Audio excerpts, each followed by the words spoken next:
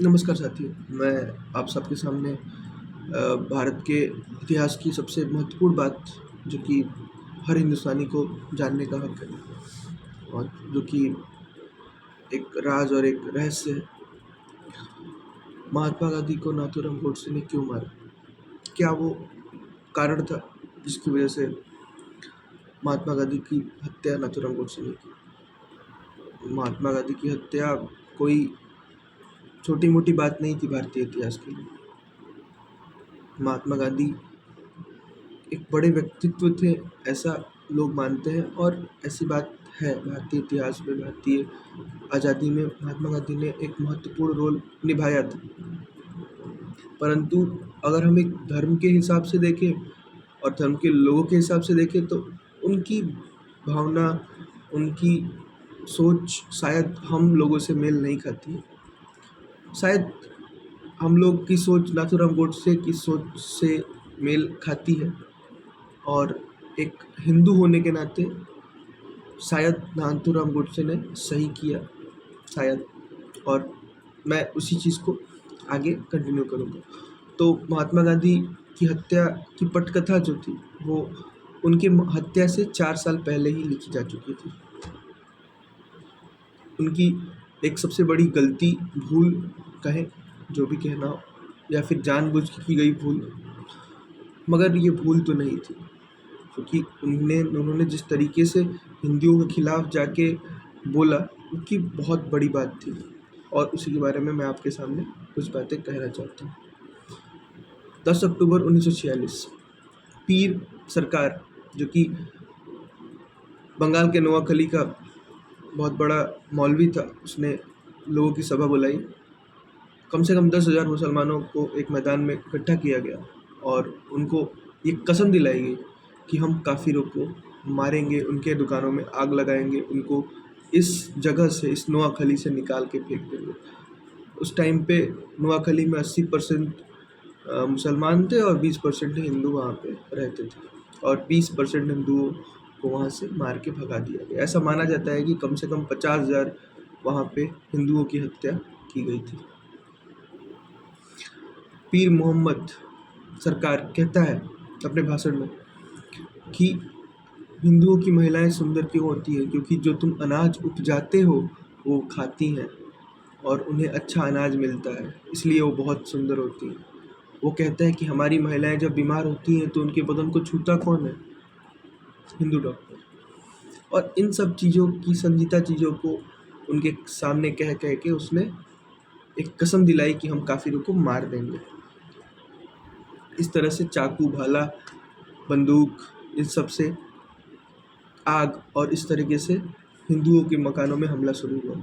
और उस टाइम पे एक बहुत बड़े जमींदार थे सुरेंद्र बोस, उनके घर पे बहुत बड़ा हमला हुआ और उनके जो ग्राउंड फ्लोर की चीज़ें थी उनको पूरी तरह से जला दिया गया और वो फर्स्ट फ्लोर पे चले गए और फर्स्ट फ्लोर से उन्होंने छलांग मारी और हिंदू मुसलमानों के सामने गिर गए। मुसलमानों ने उनको काट डाला और उनकी बोटियां बोटियां अलग कर दी। इस तरह से उनके घर में घुसा गया और उनकी बेटियों के साथ बलात्कार किया गया।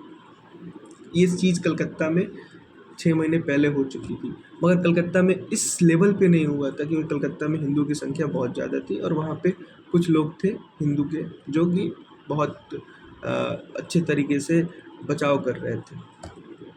इन सब चीज़ों का हुआ और ये सब चीज़ें जब दिल्ली में पहुंची तो दिल्ली में बैठे हमारे सो कॉल्ड महात्मा गांधी, उन्होंने कहा कि उन्होंने हिंदू महिलाओं को आत्मदाह करने की सीख देने का काम किया। कहा कि कैसे आत्महत्या करें, योगिक क्रिया से कैसे आत्महत्या करें, बलात्कारियों के सामने जाने से पहले अपने आप को मार डालो, जहर लेके चलो। इस तरीके की चीज़ें महात्मा गांधी ने वहाँ पे कहा, जो कि एक शर्मसार करने वाली चीज़ है। उन्होंने उन मुसलमानों के खिलाफ एक्शन लेने के बजाय उन्होंने ये कहा,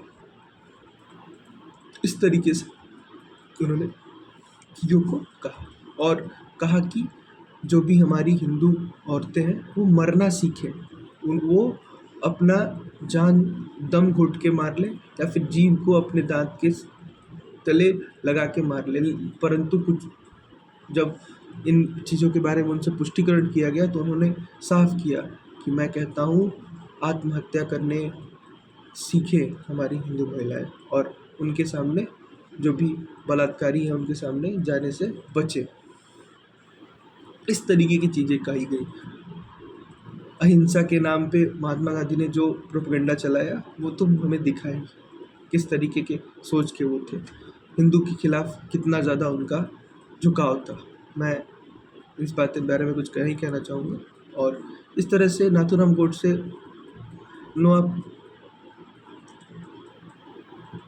में वहाँ गए और वहाँ पे लोगों की सेवा की, और सेवा करने के दौरान उन्होंने जिस बर्बरता को देखा मुसलमानों की, और इस तरीके की चीज़ें जब मुसलमानों के साथ कंधे से कंधा मिला के चलना, और जिस तरीके की चीज़ें गांधी जी ने कही, इस चीज़ों को देख के उनका मन फट गया। और उन्होंने नाथूराम गोडसे और नारायण आप्टे, जो कि दोनों एक बहुत ही घनिष्ठ मित्र थे, उन्होंने प्लान बनाया और एक टाइम पे आके उनकी हत्या कर दी। इस तरीके की सोच रखना शायद हमारे राष्ट्रपिता को शोभा नहीं देती है, और एक हिंदू होने के नाते उन्हें इस चीज़ों को देखना चाहिए था और हिंदुओं को जगाना चाहिए था, मगर उन्होंने उस टाइम पे ऐसा नहीं किया। मगर आज मेरा ये मानना है कि हिंदुओं को जागना चाहिए, हिंदुओं को समझना चाहिए। मैं नहीं कहता हिंसा करो, मगर अपने आप को उस चीज़ फिर से ना हो, रिपीट ना हो, बस उस पे ध्यान रखो। बस। जय हिंद। धन्यवाद।